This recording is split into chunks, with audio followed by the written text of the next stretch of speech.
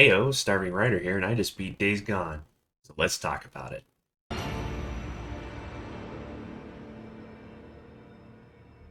Days Gone takes place roughly 2 years after a cataclysmic event involving a virus infects most of the human population, turning them into flesh-hungry monsters known as freakers.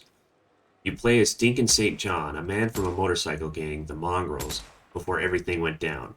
He and his best friend Boozer, a fellow MC member, travel the area as drifters, meaning they don't want to tie themselves down into any of the camps of people and would rather depend on themselves. Deacon has spent his time since the incident trying to cope with the loss of his wife, hoping against hope she may still be alive somewhere. Most of his time is spent reminiscing and helping some camps for credits so he can purchase guns and bike parts to survive the wilderness. The jobs range from taking out dangerous groups of bandits or hunting down specific people who have done the camp wrong by murdering and or stealing. There are various camps throughout the game, each with their own ideals and specialities, so to speak. Every camp will repair your bike, sell gas, and give you somewhere to sleep. After that, some will only sell guns or only sell bike parts, nothing at all. Each camp has its own set of credits that you do not transfer to other camps, so you have to do a lot of work to get everything every camp has to offer. Gameplay-wise, the game felt like it had a lot to manage in the beginning. I could only save when I was near a bed or my bike, which is kind of a pain but bearable. What I really had a problem with was making sure I kept enough fuel in the bike to get around and having to scavenge everywhere I went so I would have enough materials to repair my stuff or make various weapons. It's a real nightmare when you crash your bike and don't have enough scraps to get it up and running again. Trying to drive the motorcycle with a mouse and keyboard was damn near impossible. Thankfully, I could keep the controller plugged in and swap when I started to drive. With all the work to play the game, I was seriously contemplating quitting the game altogether, but the story kept changing my mind and pulling me back until I was completely hooked and couldn't put it down.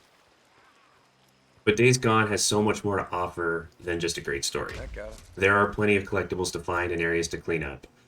Various narrow checkpoints litter the land. When you find one, you have to clean out the local enemies and get the power running. After that, you usually get a bed, some materials, and a special item that will permanently buff Deacon in some aspect. There's also bandit camps you can take out for a bunker to sleep in and a new fast travel point. And that brings us to freakers, the scourge of the land constantly hunting for food, that being humans or animals, whatever they can get their claws into. Basically, a freaker is what we would commonly call a zombie. They come in many shapes and sizes throughout the game, in small groups or giant hordes. It felt like as the game progressed, larger groups are showing up out of nowhere and more commonly to really shake things up.